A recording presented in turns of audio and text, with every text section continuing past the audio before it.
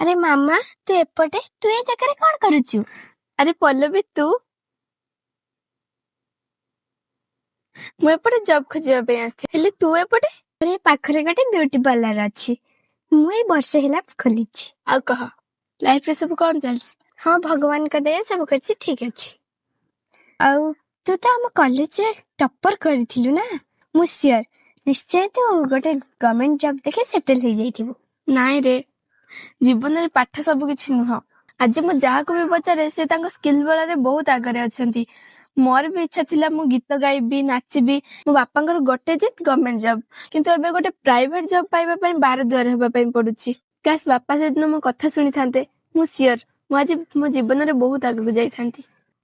तू चिंता करनी मामा कि जाने भगवान तो भाग्य रे भी गोटे बड़े सरप्राइज रखिथिबे। और छाड़ मु एबे आसीछि।